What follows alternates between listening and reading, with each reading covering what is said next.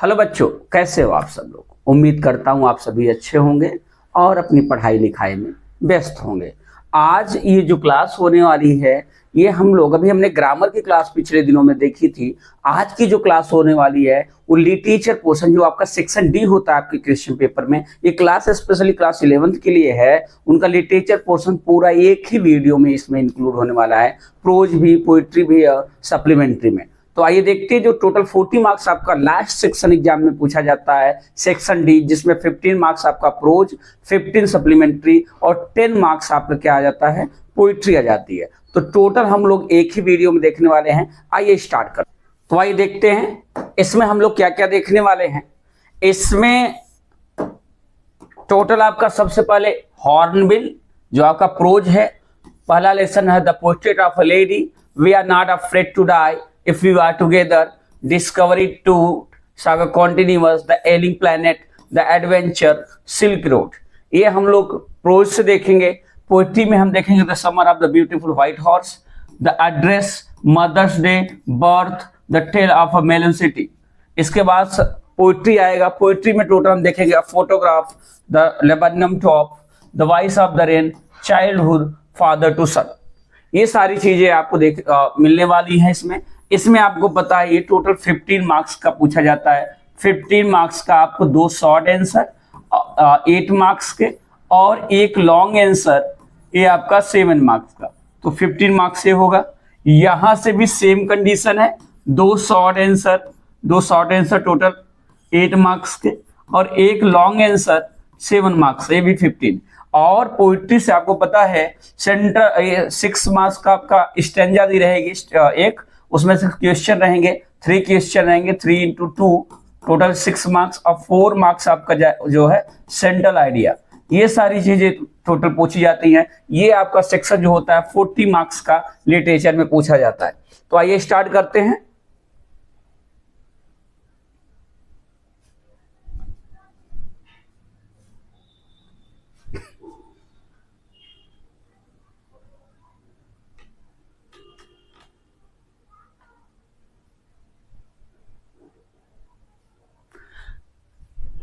तो ये आपका सेक्शन डी जो लिटरेचर पोर्शन है, इसमें सबसे पहले प्रोज आता है। और प्रोज का जो पहला लेसन है खुशवंत सिंह जी का, the portrait of a lady. The portrait of a lady ये जो आपका लेसन है आपको पता है, ये आपने पढ़ा हुआ, थोड़ा सा केयर करना क्योंकि एनुअल एग्जाम में जो शुरुआत के लेसन है वो जनरली नहीं पूछे जाते, कभी कभी एक आध क्वेश्चन पूछ ले जाता है। तो जो इंपॉर्टेंट क्वेश्चन जो एग्जाम में आ सकते हैं उसको मैंने यहाँ पे इंक्लूड किया है। लास्ट वाले क्वेश्चन ज्यादा, लेकिन ज्यादातर सिलेबस नहीं कंप्लीट हो पाता। ऐसे स्कूल्स जहाँ पे टीचर ने सिलेबस नहीं कंप्लीट किया वो फिर से स्टार्टिंग वाले लेसन पे आ जाते हैं। तो अगर इस वाले लेसन से क्वेश्चन पूछा जाएगा तो इसमें सबसे इंपॉर्टेंट क्वेश्चन है why could the grandmother not walk straight. Why could the grandmother not walk straight, आपको पूरी स्टोरी पता है जो है पोर्ट्रेट ऑफ अ लेडी की ना, खुशवंत सिंह की दादी, वहां पे उन्होंने पूरा बताया है। तो इसका अगर ये क्वेश्चन आएगा तो आंसर कैसे लिखेंगे, द ग्रैंडमदर वाज शॉर्ट, छोटी थी, fat and her body was bent due to her age. जैसे उम्र बढ़ेगी क्या हो जाएगा, हम लोग भी झुक जाएंगे। तो इसी तरीके से क्योंकि उनकी हाइट कम थी और मोटी थी और उनकी बॉडी झुक गई थी एज के कारण, उम्र ज्यादा होने के कारण, she was forced to put a hand to her waist to support the stoop so that she could not walk straight, है ना। यहाँ पे माइट भी हम कर सकते हैं, माइट नॉट वॉक स्ट्रेट। क्या कहा जा रहा है, क्योंकि वो जो है काफी बूढ़ी हो चुकी थी तो झुक करके चलती थी, इसकी वजह से अपनी कमर पे वो हाथ रख के चलती थी जिससे वो अपना कुबर संभाल सकें। बहुत सारी महिलाओं को देखा होगा कमर पे हाथ रख के चलती थी और इस वजह से वो सीधी नहीं चल पाती थी। So she hobbled around the house while she was moving around just like a lame person. वो पूरे घर में इसी तरीके से चलती थी जैसे कोई लंगड़ा आदमी चल रहा हो। तो अगर इस तरह ये वाला क्वेश्चन आएगा तो आप लोग एक बार स्क्रीनशॉट ले लें। ये वाला क्वेश्चन आता है तो आपको ऐसे आंसर करना है, ठीक है ना, बहुत ज्यादा समय नहीं लेना है। आइए चलते हैं अगले क्वेश्चन की ओर। ये और ज्यादा इंपॉर्टेंट है, अगर एग्जाम में पूछा जा सकता है, ये भी फेल एग्जाम में निश्चित रूप से पूछा गया होगा। इसमें क्या कह रहा है, करा describe the happiest half hour of the day for the grandmother. दादी जी लिए जो सबसे ज्यादा दिन भर में सबसे जो बढ़िया समय होता था वो आधे घंटे होते थे, उसका वर्णन कीजिए। तो आपको पता है जब वो चिड़ियों के साथ होती थी तो वही उनका हैप्पीएस्ट मोमेंट था। The happiest half hour of the day used to be the time, वो समय होता था when grandmother fed the sparrow, जब चिड़ियों को खिलाती थी। क्या खिलाती थी? She would sit in the veranda, वो बरामदे में बैठ जाती थी। Breaking the bread into little bits, वो रोटियों को छोटे छोटे टुकड़े में तोड़ती थी। The sparrows would collect around her, चिड़िया उनके और जो है गौरैये चारों उनके आकर के इकट्ठा हो जाती थी। जे चेप्ट नॉइजली, वो ची ची करती थी, आवाज करती थी। तो सम पर्च्ड, पर्च में बैठना, on her legs and shoulder, वो कुछ आकर के उनके कहा पर्च बैठ जाती थी, हाथ पर, पैर पर और कंधे पर। हर लेग्स एंड शोल्डर, कंधे पर पैरों बैठ जाती थी। She even set on her head, कुछ तो उनके सर पर बैठ जाती थी, सिर पर बैठ जाती थी। सी रियलिज्ड दिस गेम, उनको ये मजा आता था, ये जो करते थे चिड़िया के बैठते थे उनको आनंद आता था, मजा आता था। सी नेवर शूड देम अवे, वो उनको कभी उड़ाने की जहमत नहीं उठाती थी, उनको उड़ाती नहीं थी। ठीक है ना। तो अगर ये वाला प्रश्न आएगा तो ऐसे आंसर करना है। ये भी आप लोग चाहें तो स्क्रीनशॉट ले सकते हैं। आइए चलते हैं अगला question. We are not afraid to die, अगला लेसन है। देखिए पहले वाले लेसन से लॉन्ग आंसर आने की कम उम्मीद है। दादी जी का चरित्र चित्रण आता था लेकिन आया था, इसलिए नहीं आएगा, हाफ ईयरली में आया रहा होगा। अब देखिए we are not afraid to die if we can all be together, ये वाला भी लेसन इंपॉर्टेंट है। अगर हम साथ साथ रहें तो हम क्या हो सकते हैं? Afraid to die. देखिए इसमें बहुत वैसे इंपॉर्टेंट है, उतना इंपॉर्टेंट नहीं है, पूछा जा सकता है। They how did they celebrate the Christmas holiday, Christmas holiday. देखिए एक बार फिर से मैं बता दूं, जहां पे सिलेबस कंप्लीट हो गया है उधर आगे वाले क्वेश्चन ज्यादा आगे जो बर्थ है, मेलन सिटी है, मदर्स डे है, उधर से ज्यादा क्वेश्चन पूछे जाएंगे। इधर से एक आध क्वेश्चन पूछ लिया जा सकता है। आपको पता है 3 शॉर्ट आने हैं, एक लॉन्ग, 2 लॉन्ग आएगा। 3 शॉर्ट में आपको 2 करना पड़ेगा, लॉन्ग 2 रहेगा, 1 करना पड़ेगा। अब देखिए इसमें क्या करा है? We are not afraid to die if we can all be together, अगर हम साथ साथ रहें तो क्या पूछा जा रहा है? क्रिसमस डे कैसे मनाया? आपको पता है क्रिसमस 25 दिसंबर को मनाया जाता है। तो क्या हो जाएगा? On Christmas day, Christmas day के दिन the vowels were 35,000 kilometre, 3,500 kilometre, sorry 3,500 kilometre east of Cape town in the southern Indian ocean. जो हिंद महासागर है उसके दक्षिणी हिंद महासागर में वो लोग जो यात्रा थी वो 3500 किलोमीटर दूर केप टाउन पहुंच चुके थे लोग, जहां से निकले थे। Rough they enjoy wonderful holiday, यहां पे रफ नहीं they, though THOUGH, though they enjoyed a wonderful holiday they celebrated Christmas singing carols complaint with the Christmas tree with them complete with the, वो लोगों ने क्या किया? वो लोग 3500 किलोमीटर दूरी पर थे और उन्होंने वहां पे इसके बावजूद भी समुद्र में उन्होंने क्रिसमस ट्री पेड़ से सजावट करके और साथ में गाना गा करके अपना क्रिसमस डे सेलिब्रेट किया। इस तरह से आप लोग इसके भी स्क्रीनशॉट ले सकते हैं। ये भी क्वेश्चन पूछा गया है पिछले कई वर्षों में। अब पूछ रहा है अगला, इसी में एक और शॉर्ट आंसर है। क्या पूछ रहा है? What sort of wave hit the ship? किस तरह की वेव ने, धारा ने, लहर ने हिट द शिप पर प्रहार किया।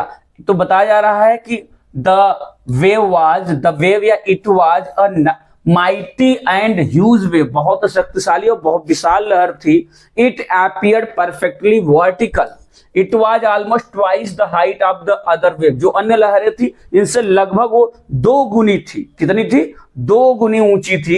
And it had a very unpleasant breaking crest, चोटी को ऐसे बड़ी बहुत तेजी से, बड़ी बुरी तरीके से प्रहार कर रही थी। The narrator had never seen such an enormous wave, enormous means होता है बिग, विशाल। कह रहा है कि नरेटर ने इससे पहले इतनी बड़ी लहरें नहीं देखी थी। So he was filled with terror, horror, इसलिए वो टेरर, हॉरर से भर गया था, तो बहुत भयभीत हो गया, डर गया। इस तरह से ये वाला क्वेश्चन आएगा तो आप ये आंसर करेंगे। स्क्रीनशॉट ले लीजिए एक बार आप लोग।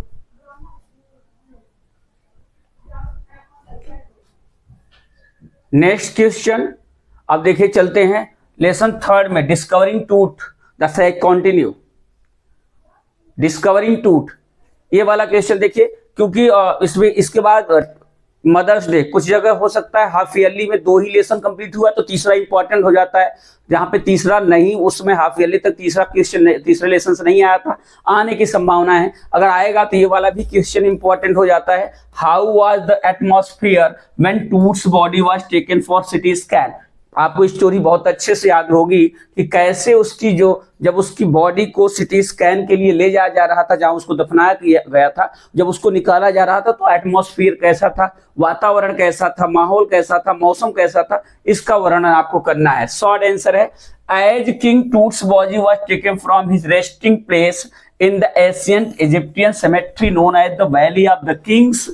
बता रहा कि जब एज या व्हेन किंग टूट बॉडी, राजा टूट की बॉडी को जब वो निकाला जा रहा था, जहां वो स्थान से, कहां से, जहां उसको क्या किया गया था, एशियंट इजिप्टियन सेमेट्री नोन है, जहां पे उसको दफनाया गया था, पुराना जो एशियंट इजिप्ट का, मिस्र का जो बहुत पुराना जहां पे उसको दफन किया गया था, जिसको लोग क्या बोलते थे, the Valley of the Kings, राजाओं की घाटी कहा जाता था, वहां से जब उसको निकाला गया, an angry wind stirred up घोस्टी डस्ट डेविल्स, तो बहुत तेज से धूल भरी आंधी उड़नी शुरू हो गई, बाउंडर नहीं होता उस तरह से उड़ना शुरू हो गया। डार्क बेली मीन्स होता पेट, डार्क ब्लेड क्लाउड, बड़ी बड़ी काले तोंद वाले बादल, had moved across the desert sky all day and covered the stars in grey colour, पूरा का पूरा स्टार्स इन ग्रे कलर, पूरा का पूरा आसमान जो है भर गया काले बादलों की तोंद से, और पूरा का पूरा जो आसमान था वो पूरे आसमान में वो लोग छा करके घूमने लगे, और पूरी तरीके से जो स्टार्स थे, स्टार्स इन ग्रे कलर, पूरा का पूरा जो स्टार था, तारे जो थे वो पूरे के पूरे क्या हो गए, वो छिप गए, जाकर के दिखना शुरू बंद कर दिए बादल की वजह से। But the clouds were gone and the Orion constellation of stars was clearly visible, और जब क्या हुआ, जब उसको निकाल लिया गया, फिर से रख दिया गया, तो फिर से आसमान साफ हो गया, सारी चीजें हो गई। तो इतना, इसको यहीं तक लिख देंगे, काम हो जाएगा, ये वाला सेंटेंस आपको लिखने की आवश्यकता नहीं है, ठीक है ना। इतना मौसम पूछ रहा है कि एटमॉस्फेयर कैसा था, तो एटमॉस्फेयर क्या था वहां पे, ये बता गया कहाँ की घटना है, ये बता गया कि वहां पे बहुत तेज धूल भरी आंधी शुरू हो गई, आसमान में काले मोटे मोटे काले तोंद वाले बादल आ गए, पूरी तरीके से एकदम हाहाकार टाइप का मच गया, लगड़ी आंधी आ गई। चलिए, इस वाले को अगर लिखना चाहें आप लोग तो इसको स्क्रीनशॉट ले लीजिए, इंपॉर्टेंट क्वेश्चन है आपके एग्जाम के पॉइंट ऑफ व्यू से, ये क्वेश्चन इंपॉर्टेंट है, ये एग्जाम में आ सकता है, इसको एक बार देख लीजिए आप लोग। आइए चलते हैं अगले में। अगला है which question still linger about टूट, कौन सा प्रश्न अभी भी टूट के विषय में अभी भी उत्सुकता बना हुआ है, किस क्वेश्चन के बारे में लोग जानना चाहते हैं। तो the 2 biggest questions that still linger about Tut are how did he die and how old was he at the time of his death. इतना भी लिख देंगे तो काम हो जाएगा। बस पूछ रहा कौन सा 2 क्वेश्चन, एक तो वो मरा कैसे, और मरते समय जब उसकी डेथ हुई तो उसकी उम्र कितनी थी, ये 2 क्वेश्चन अभी भी लोग जानना चाहते हैं। He was the last of his family's line, वो अपने परिवार का अंतिम सदस्य था, and his funeral was the death rattle of a dynasty, but the particulars of his passing away and his aftermath were unclear। बता रहा है कि क्योंकि वो अपने जो उसकी डायनेस्टी थी, अपना वंश था, उसका वो अंतिम शासक था, और उसके बाद मरने के बाद उसका फर्नल जो किया गया, अंतिम दाह संस्कार किया गया, उसके बाद अभी भी उसका वर्णन नहीं मिलता है कि वो मरा कैसे, और उसके मरने के बाद आफ्टर मैथ का मतलब होता है किसी बड़ी घटना के घटने के बाद, आफ्टर मैथ वर अनक्लियर, मरने के बाद क्या हुआ, ये चीजें भी अभी अनक्लियर है। तो ये 2 प्रश्न अभी भी क्या है, अभी भी लंगर हो रहे हैं, लोग जानना चाहते हैं इनके बारे में, ठीक है। इस क्वेश्चन को भी आप स्क्रीनशॉट ले सकते हैं। आइए देखते हैं अगले में, ये वाला बहुत इंपॉर्टेंट हो जाता है। लेसन 4 जो है, यही से हाफ ईयरली में लगभग लोग 3 लेसन हाफ ईयरली तक आ गया था, तो जो है लेसन 4 क्योंकि इन्वायरमेंट से रिलेटेड है तो बहुत इंपॉर्टेंट हो जाता है। यहां से एक क्वेश्चन तो 100% पूछा जाना है, ऐसा ना हो कि 2 पूछ लिया जाए, एक तो फिक्स है, शॉर्ट या आंसर में पूछा जाएगा, शॉर्ट या लॉन्ग में। देखिए, the ailing planet, the green movement's role, बीमार ग्रह और ग्रीन मूवमेंट रोल आंदोलन का, क्या रोल है। नानी पालकीवाला का ये जो है लेसन है, इसमें पूछा है विच movement does Nani Palkhivala refer to. इस पाठ में किस आंदोलन की बात कर रहे हैं, तो आपको पता है the author Nani Palkhivala refers to the green movement. किसकी बात कर रहा है, green movement. It has becomes very popular among the people of all countries. यहां तक भी कर देंगे तो काम हो जाएगा, लेकिन अभी थोड़ा सा ग्रीन मूवमेंट के बारे में और बता दीजिए। पूछा है किसकी बात कर रहे हैं, तो ग्रीन मूवमेंट की बात करें, काम हो गया। It started nearly 25 years ago, but it has gripped the imagination of the entire human race completely and quite rapidly। ये लगभग आज से 2500 वर्ष पहले शुरू किया हुआ था, लेकिन इसने अपने आगोश में पूरी के सभी को ले लिया। इसने बहुत पॉपुलैरिटी हासिल की और पूरी दुनिया में इसकी सराहना की गई और लोगों ने काम करना शुरू कर दिया वातावरण और पर्यावरण के प्रति। ठीक है ना, ये क्वेश्चन इंपॉर्टेंट है, इसको एक बार इसकी भी स्क्रीनशॉट ले लीजिए आप लोग। ये क्वेश्चन एग्जाम में आने की संभावनाएं हैं, आ सकता है। ठीक है, उम्मीद है आप लोगों ने कर लिया होगा। आइए देखते हैं अगला। Why do we need to plant more forest in India? इन दोनों प्रश्नों में इंपॉर्टेंट है, हमें और ज्यादा पेड़ लगाने की क्यों आवश्यकता है भारत में। अब आपको डेटा रखना पड़ेगा। According to official data, India is losing its forest at the rate of 3.7 million एकड़ अ ईयर। एक साल में 3.7 मिलियन एकड़ क्या हो रहे हैं, जंगल कट रहे हैं भारत में। The actual loss of forest is estimated to be about 8 times the rate indicated by the government statistics। जो ये सरकार ने 3.7 मिलियन बताया है, ये वास्तव में इसका 8 गुना कट रहा है। बहुत सारी चीजें गवर्नमेंट के डेटा में नहीं आ पाता, ऐसा राइटर कह रहा है। Large areas officially named forest land are already treeless. अभी भी बहुत सारे ऐसे एरिया हैं जो सरकार के डेटा में पेड़ लगा हुआ, लेकिन वहां पे पेड़ नहीं है, लोग काट लिए हैं पेड़ों को। मोरिवर 5-fold increase in the rate of forest planting is needed। कितना, 5 गुना। अभी जो है जिस हिसाब से पेड़ कट रहे हैं, 5 गुना तेज गति से अगर पेड़ पौधे लगाए जाएंगे, तब जाकर के to cope with the expected fuel wood demand 5 years later। करा के 5 साल बाद तब जाकर के जो फ्यूल रेट, हमको जो लकड़ी चाहिए, जो भी चाहिए, वो चीजें हम पूरा कर सकते हैं। जो अभी हमारा पेड़ लगाने का जो रेट है, उसका 5 गुना लगाएंगे, तब जाकर के चीजें पॉसिबल हो सकती हैं। इसलिए क्योंकि भारत में 3.7 मिलियन एकड़ पर ईयर पेड़ पौधे कट रहे हैं, इसलिए लगाने की आवश्यकता है। ये वाला भी प्रश्न इंपॉर्टेंट है, इसको भी स्क्रीनशॉट ले लें आप लोग। आइए देखते हैं, ये लॉन्ग आंसर है। लॉन्ग आंसर इसी लेसन का लॉन्ग आंसर, ये भी इंपॉर्टेंट है। कोई ना कोई शॉर्ट या आंसर इस लेसन से आना है, ये भी देख लीजिए। पहले आप लोग इसकी शॉर्ट ले लीजिए। पूछ रहा है why does Nani Palkhivala call the earth the ailing planet. इसमें 2 क्वेश्चन है, ऐसा ना हो कि सिर्फ इतना ही आपका शॉर्ट में दे दे, ऐसा भी हो सकता है, तो ऐसा जनरली करेंगे नहीं। टीचर ध्यान रखिए कि why does Nani Palkhivala call the earth the ailing planet. पृथ्वी को लेखक ने बीमार ग्रह क्यों कहा। How can the ailing planet survive. Ailing planet कैसे सर्वाइव कर सकती है, तो आंसर है the science of the earth connected with life necessary for staying alive so that the earth is a patient in declining health. इसकी भी तबीयत खराब है, ऐसा शो करती है पृथ्वी। Its deserts are advancing. इसका डेजर्ट जो है, रेगिस्तान बढ़ रहा है। पृथ्वी लैंडस्केप पृथ्वी क्या हो जा रही है, ट्रीलेस हो जा रही है। Landscapes are being impoverished and environment is ailing. क्या किया जा रहा है, भूतल को, पूरे के पूरे भूक्षेत्र को बर्बाद किया जा रहा है, और एनवायरनमेंट क्या हो रहा है, बीमार हो रहा है। Aerial photography using satellites has revealed that the environment has deteriorated very badly in many parts of the world.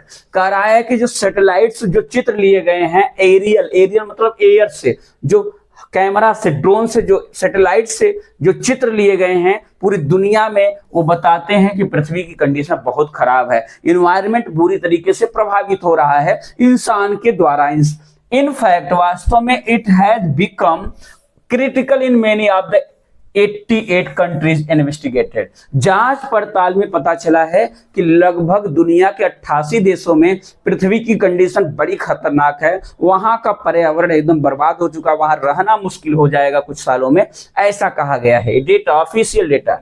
The concept of sustainable development and green movement can help the ailing planet to survive. Sustainable development का मतलब ये हुआ कि ऐसा नहीं कि एक दिन में खा लें, धीरे धीरे धीरे हम उसको यूज करें, बचा के चीजों को रखें अपने। अगर इस तरह का डेवलपमेंट होता रहा और जिस तरह से एनवायरनमेंट में इंप्रूवमेंट हो रहा है, ग्रीन मूवमेंट जैसे चल रहा है, जिस हिसाब से ग्रीन मूवमेंट काम कर रहा है, पेड़ पौधे लग रहे हैं, अगर इसी तरीके से चलता रहा तो पृथ्वी सर्वाइव कर सकती है।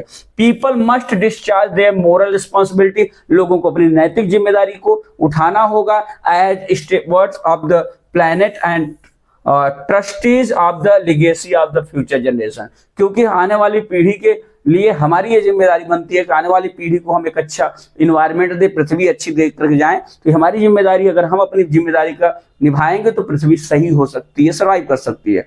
The plundering of the natural resources should be control. जिस हिसाब से हम नेचुरल रिसोर्स का प्रयोग कर रहे हैं, जो संसाधनों का प्रयोग कर रहे हैं, प्राकृतिक संसाधनों का, हमको उसको कम करना पड़ेगा। These must be preserve for the future generation. ये जो भी है इनको हमको आने वाली पीढ़ी के लिए बचा के रखना पड़ेगा। मतलब ऐसा नहीं है कि बब्बा सब बेच ले, सब बर्बाद कर ले, तब आपको क्या मिलेगा, आप आने वाली पीढ़ी को क्या दें, या आपको मिला है कुछ तो आप उसको बेच करके खत्म कर दे, बर्बाद कर दे। तो ये सस्टेनेबल डेवलपमेंट का मतलब हुआ, उसको बचा के रखना है, बढ़ाना है और धीरे धीरे यूज करना है, आने वाली पीढ़ी को दे करके जाना है। तो ये पहले बताया है कि उसको एलिंग प्लैनेट क्यों कहा गया है, क्योंकि बीमार है, इसकी कंडीशन ये है, ये कंडीशन है। इसके बाद इसमें सुधार कैसे होगा, अगर सस्टेनेबल डेवलपमेंट होगा, ग्रीन मूवमेंट वर्क करेगा, लोग अपनी जिम्मेदारी समझेंगे तो पृथ्वी सर्वाइव कर ले जाएगी। इसको भी आप लोग स्क्रीनशॉट ले लीजिए,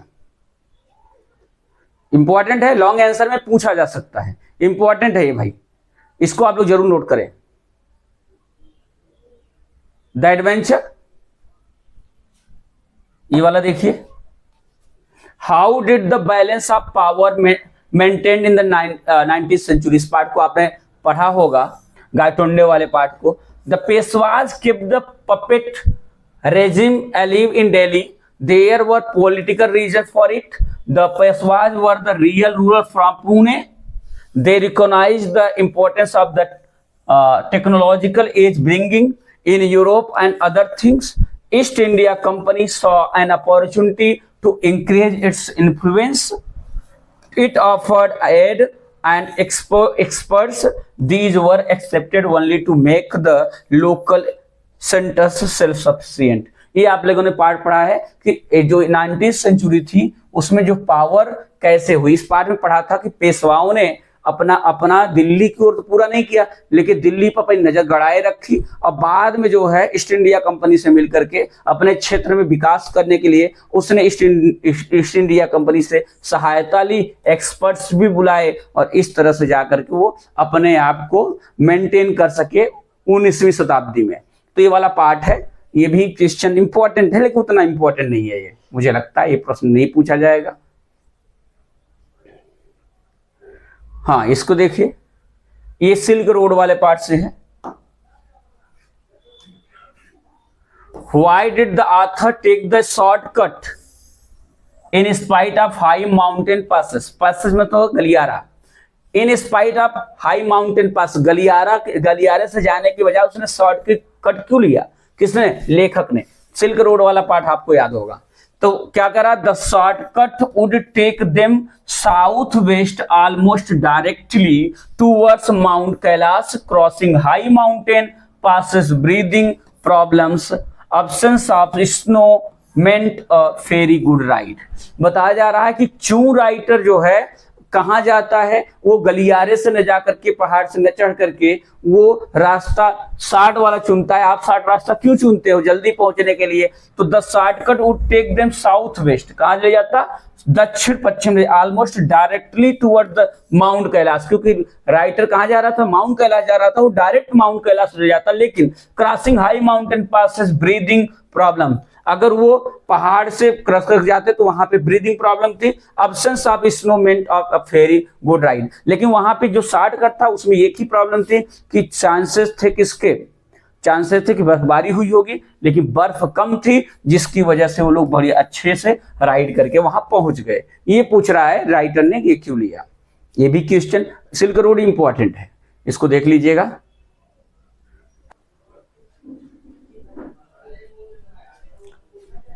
अगला क्वेश्चन है, how did the author react to the Tibetan mastiff. Mastiff जो कुत्ता था, तिब्बती कुत्ता था, उस पर लेखक ने क्या प्रतिक्रिया दी।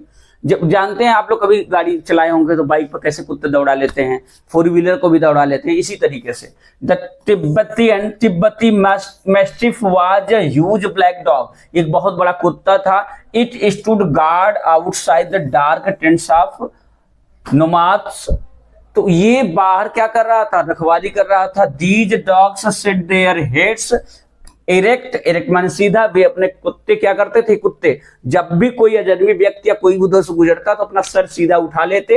And watch the car, car को देखते। They barked and run fast towards their car, वे क्या करते, वे लोग भौंकते और पीछा कर लेते कारों का। They down only after chasing them off their territory, वे तभी जाकर के शांत होते थे जब अपने टेरिटरी से, अपने एरिया से उन कुत्तों को भगा देते, उन कार वालों को भगा देते थे। जब वो बाहर हो जाते थे तब तक कुत्ते ऐसा करते हैं, बाइक वाले को दौड़ा लेते हैं, साइकिल दौड़ा लेते हैं, कार वाले को दौड़ा लेते हैं, कुत्ते ऐसा करते हैं। साइकिल वाले को तो काट लेगा, बाइक वाले को काट लेगा, कार वाले को क्या करेगा, पाएगा तो। ये तो उनने क्या रिएक्ट किया ये बता जा रहा है, ठीक है।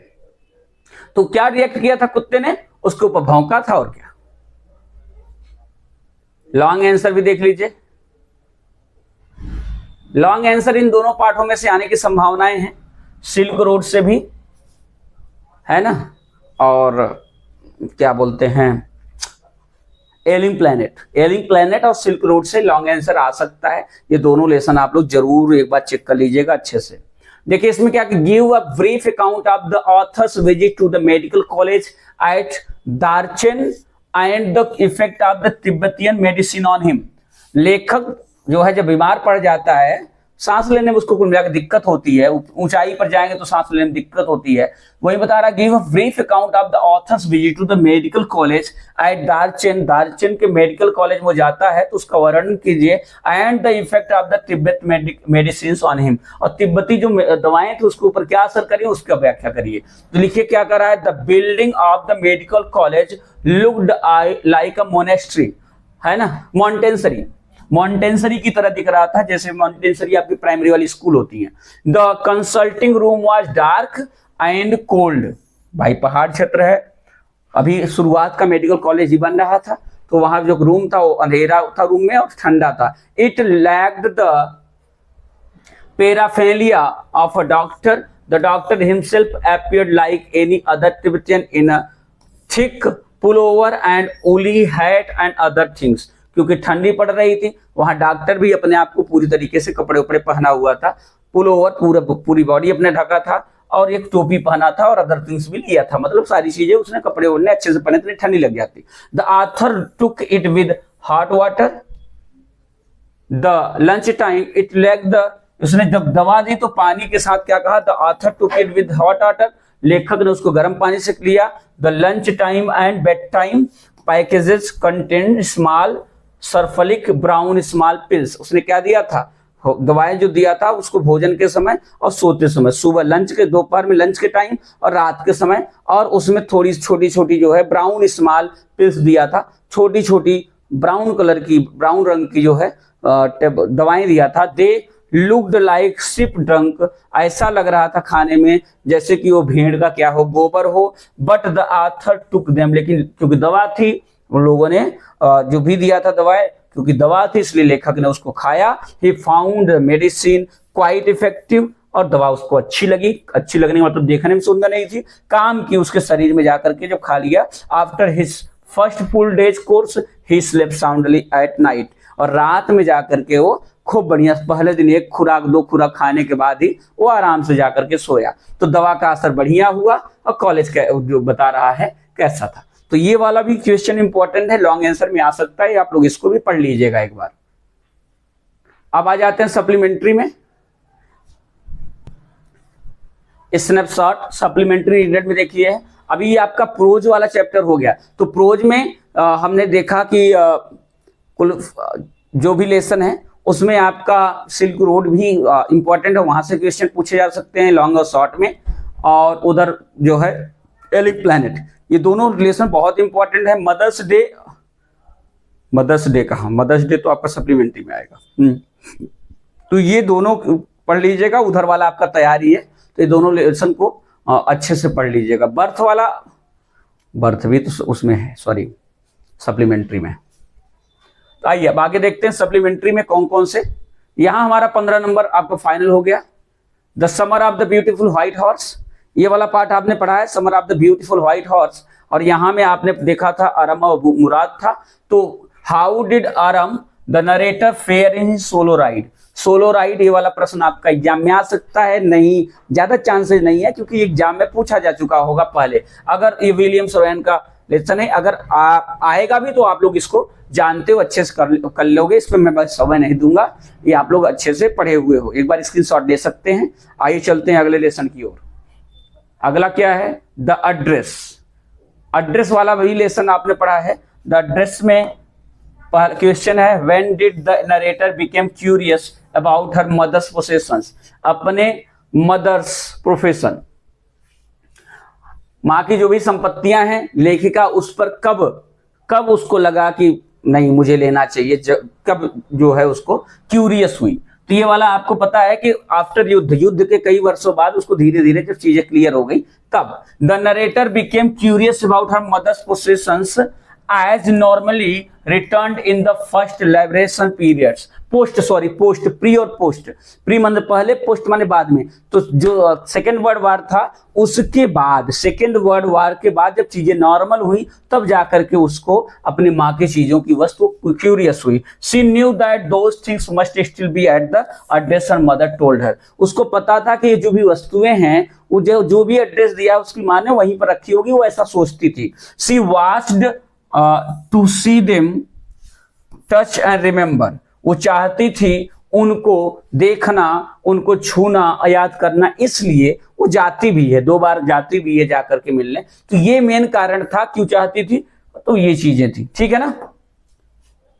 चलिए अगला देखते हैं, एक और शॉर्ट आंसर इसी में। Why did the narrator resolve to forget the address number 46 Marconi street, लेखिका जो है वो पता भूल क्यों जाना चाहती थी, लेखिका पता क्यों भूल जाना चाहती थी, मार्कोनी स्ट्रीट नंबर 46 क्यों भूल जाना चाहती थी। ये एग्जाम में पिछली बार में आया होगा, अब भी आ सकता है, एक बार पढ़ लीजिएगा। The narrator was eager to take back her mother's belongings, अपनी माँ की वस्तुएं वो वापस लाने के लिए ईगर से उत्सुक थी। And she took some effort, और उसने कुछ प्रयास किया, बट एट लास्ट, लेकिन अंततः she decided to forget the same, लेकिन उसको जो है वो भूल जाना चाहिए, वही चीजों को जिनको चाहती थी ले आना उनको भूलना चाहती थी। एंड मूव अहेड, अब भूल करके वो आगे बढ़ती है। इन फैक्ट वास्तव में she had found Mrs Dorling and her daughter using those things as their own, क्योंकि उस जब जाती है और मिलती है तो वो देखती है कि मिसेज डॉर्लिंग और उनकी बेटियां जो है वो दोनों उन चीजों को जो हमारी थी, जो लेखिका की माँ की थी, वो ऐसे यूज कर रही थी जैसे उनका खुद का हो। Those things also lost the beauty in different background, वो वस्तुएं भी अब उतनी अच्छी नहीं थी, धीरे धीरे अपनी सुंदरता खो दी थी। सो इसलिए she decided to leave the bitter past and start afresh, क्योंकि उन वस्तुओं को देखकर लेखिका की माँ अब जीवित नहीं है, उसको अपने परिवार वालों की याद आती, इसलिए उनको करा बिटर था, बिटर मतलब कड़वा, उसके पुराने दिनों की, कड़वे दिनों की याद दिलाता, इसलिए उसने कहा कि अच्छा छोड़ो, एक नई स्टार्ट किया जाए, हमको इस सब की जरूरत क्या है, कमरे किराए, कमरे में रहते हैं, थोड़ी सी जगह कहाँ रखेंगे। तो ये लेखिका इसलिए भूल जाना चाहती थी। स्क्रीनशॉट ले लीजिए, ये भी क्वेश्चन आ भी सकता है, नहीं भी आ सकता है, आया भी है, कई बार आया है, पिछले सालों में आया है, हाफ ईयरली में भी आया, एनुअल में भी आया है। आइए देख लेते हैं।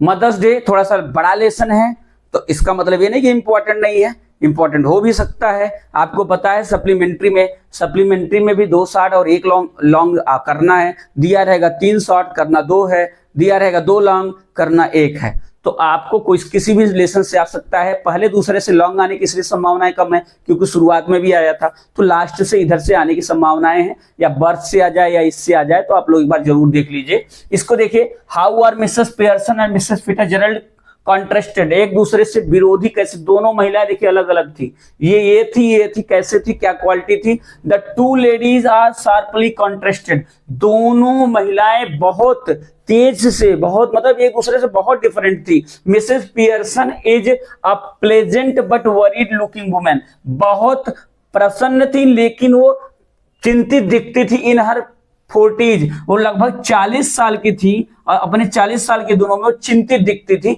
प्लेजेंट थी, खुश थी लेकिन चिंतित रहती थी। She speaks in light fluoride sort of tone with the lunch of सब अर्बन कॉकनी।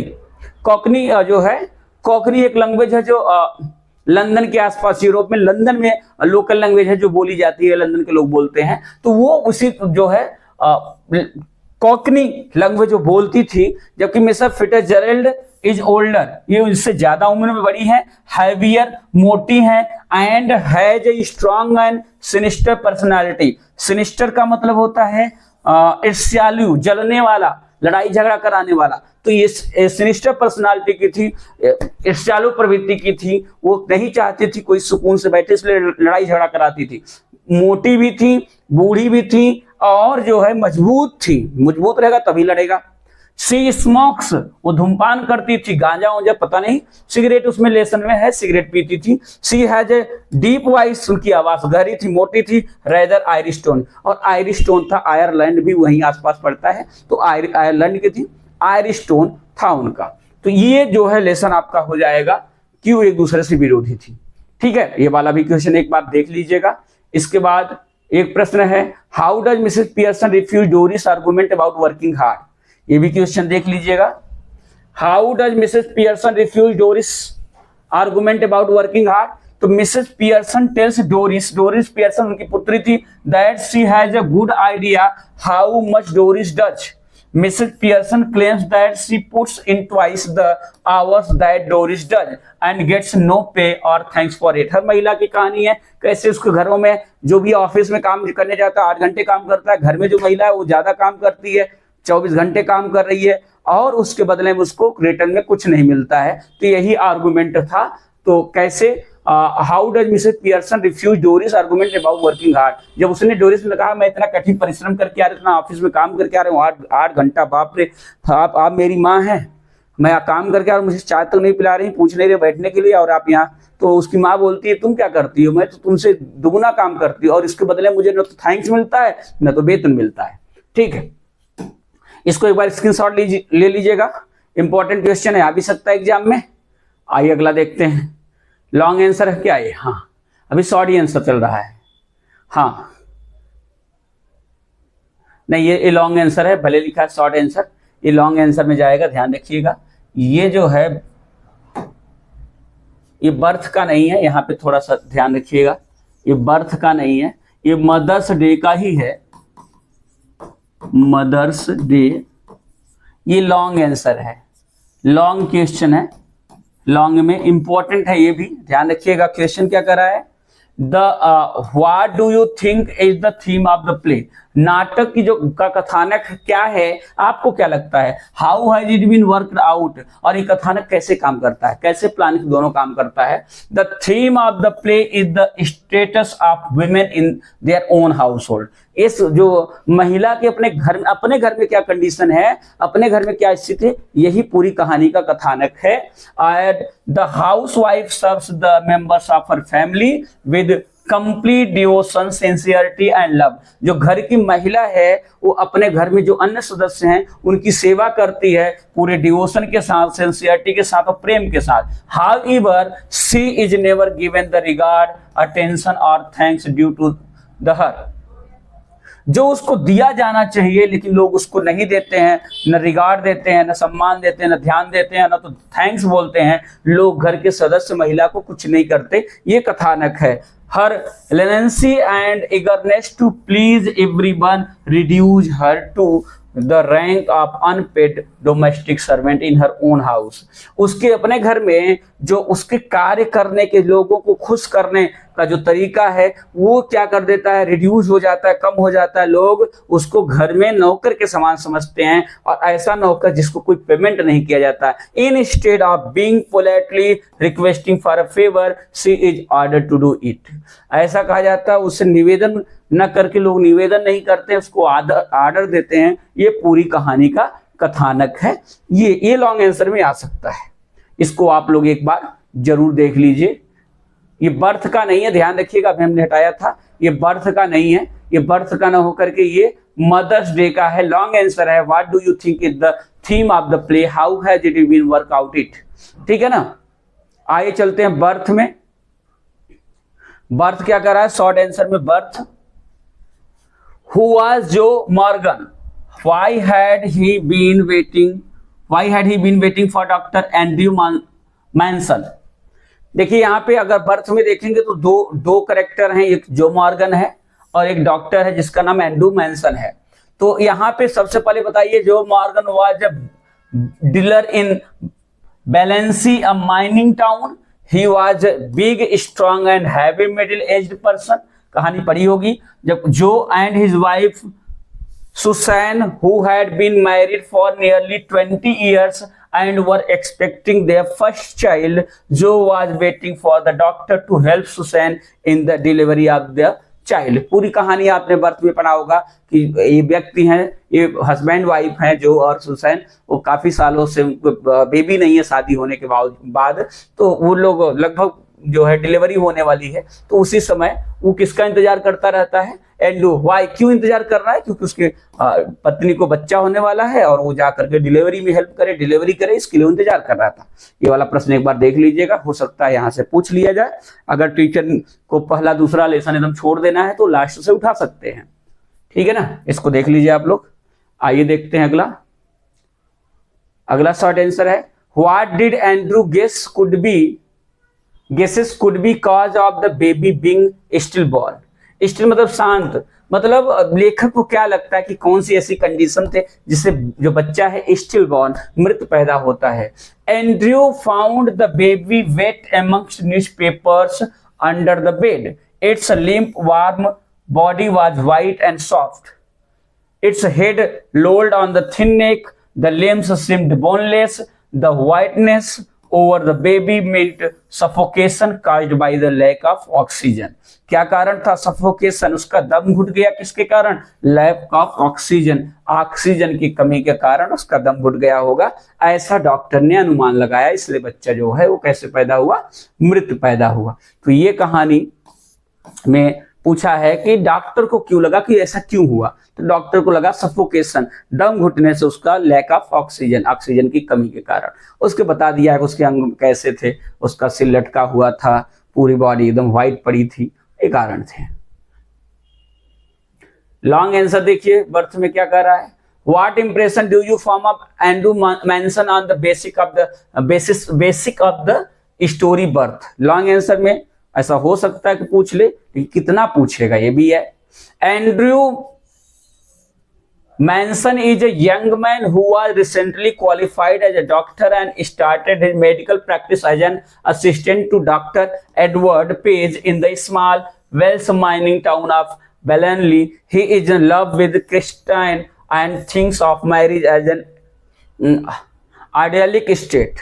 ये पूरी कहानी आपने पढ़ी होगी, कैसे वो अपनी प्रेमिका से शादी करना चाहता है, उसके बारे में सोचता है। His filled with love, his study mind and reason help him see the marriage of many persons as dismissal failure. Andrew is mature enough to keep his private and professional lives apart. He has polite manners and reassuring tone. On the whole, Andrew is present as a dedicated doctor।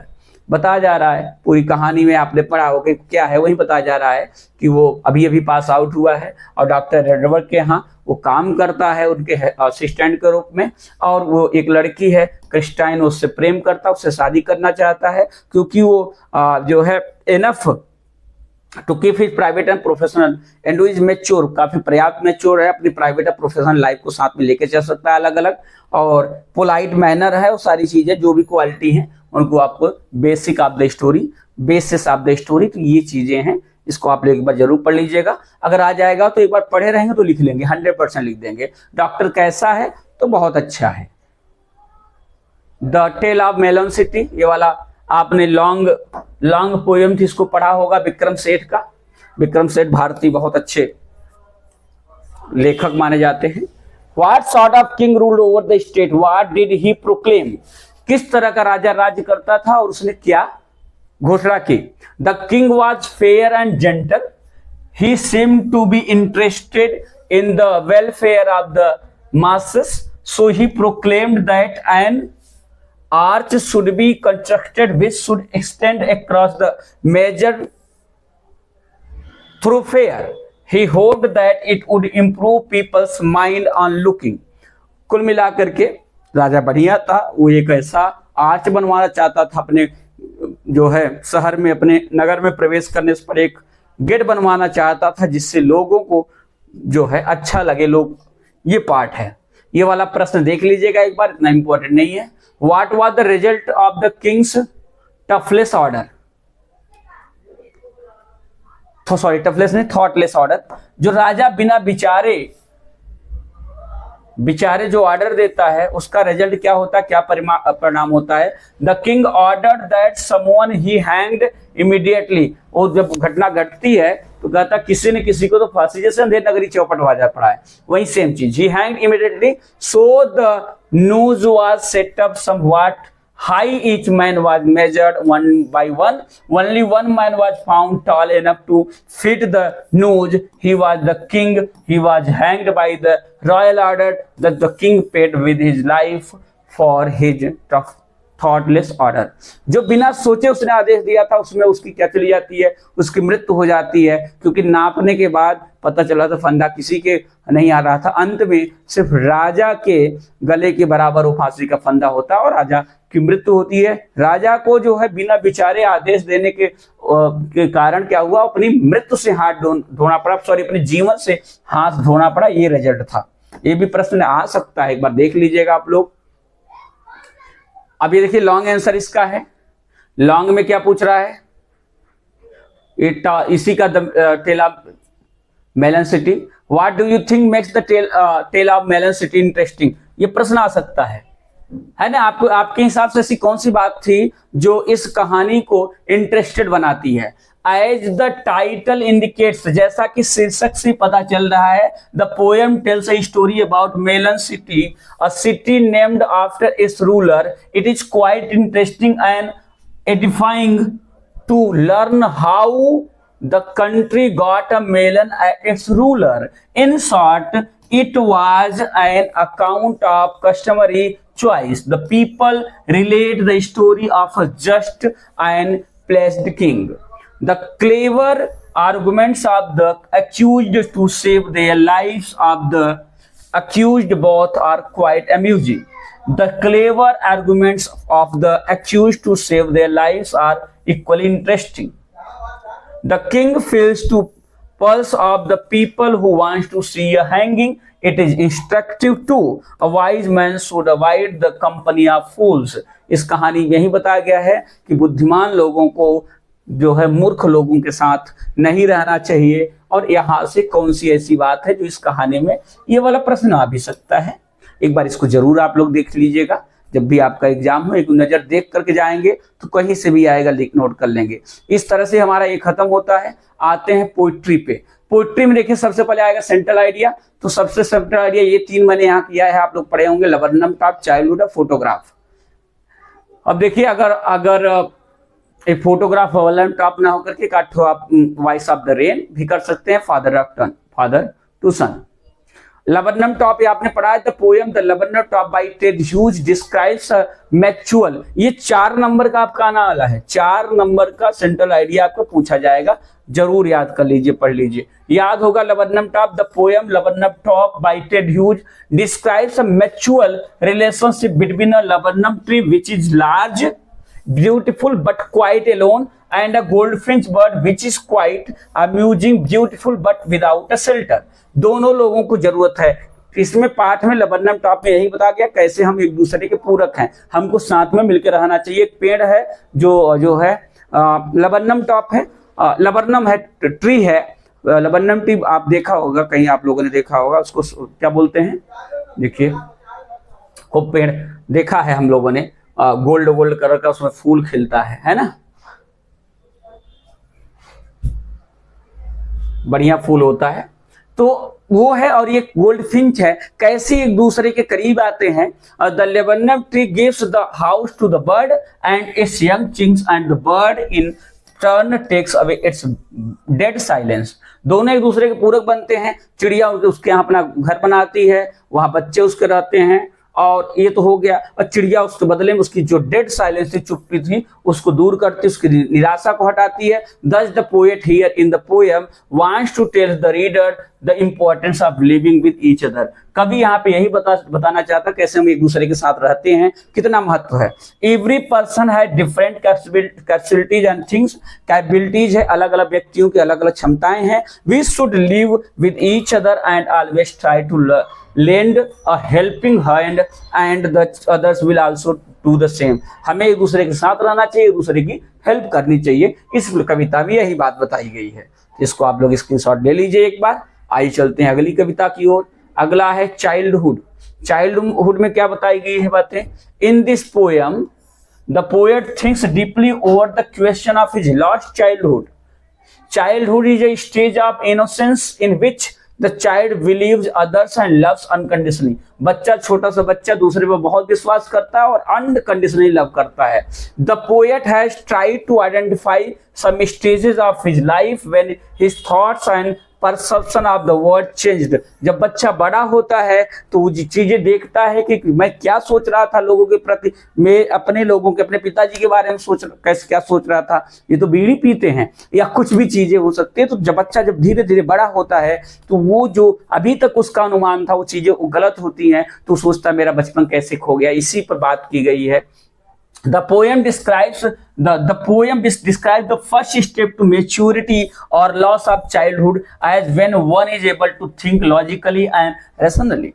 Forming one's own opinion and not getting influenced by others is also a sign of maturity। लेखक सोचता है कि पहला जो चरण है कि मेरा बचपन कैसे खो गया, जब मेच्योरिटी, जब वो सोचने लगता, कोई चीज को सोचता है, लॉजिकली सोचता है, तो सोचता है मेरा बचपन कहाँ खो गया, ये चीजें क्या हो गई। और loss of childhood. The poem also hints at the hypocrisy prevalent in our society. Hypocrisy जो हमारे समाज में है, हम बात कुछ करते हैं, करते कुछ हैं, लोगों में लेखक देखता है कि क्या कह रहा है, और जाकर के गुरुजी आके क्लास में कहते कुछ हैं, और जाके गोमती पर जो है पान खाते हैं। लेखक इन सारी चीजों को जब सोचता है, बच्चा जब सोचता है तो लगता है कि यार क्या है, तो उसको लगता है ये चीजें।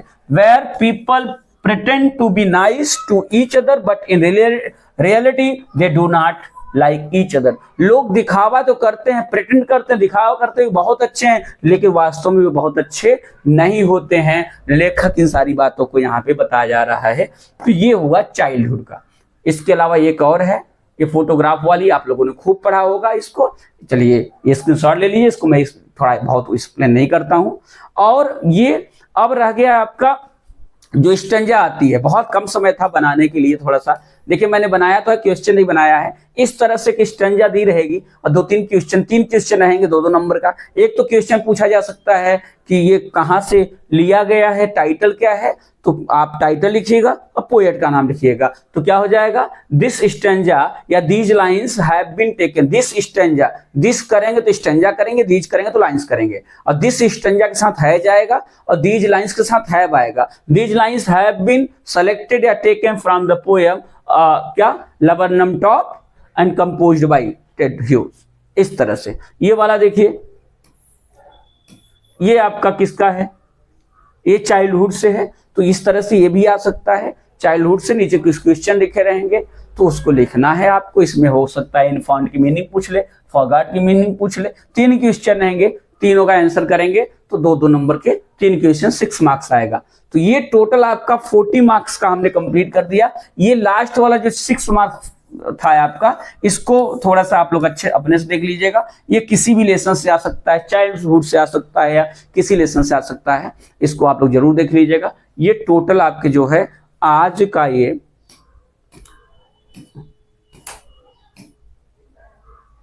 तो निश्चित रूप से मुझे उम्मीद है इसका बेनिफिट आपको मिल सकता है, ये आपके लिए बेनिफिशियल होगा। और एक बार जरूर इसको पूरा एक बार देख करके जाएं, निश्चित रूप से एग्जाम में आपको बेनिफिट मिलेगा। एग्जाम के पॉइंट ऑफ व्यू से मैंने इसको बनाया है कि जो जो क्वेश्चन आपके एग्जाम में इंपॉर्टेंट हैं उनको कैसे सरसरी नजर से देख करके पूरी लेसन में जो चीज इंपॉर्टेंट जा करके, ये 40 मार्क्स आपका फिक्स हो गया। ग्रामर वाला आप अगर वीडियो अभी तक नहीं देखे हैं तो ग्रामर वाला वीडियो देख लीजिए। ग्रामर का वीडियो थोड़ा सा लॉन्ग तो है लेकिन सारी चीजें इंक्लूड की हैं, बस वर्ड पावर वाला रह गया है। अब देखते हैं वर्ड पावर किसी और दिन करते हैं, ठीक है ना। तो आप लोग पढ़ते रहिए, मस्त रहिए, स्वस्थ रहिए। फिर से मिलेंगे किसी अगली क्लास में, अगले वीडियो में। बहुत बहुत धन्यवाद।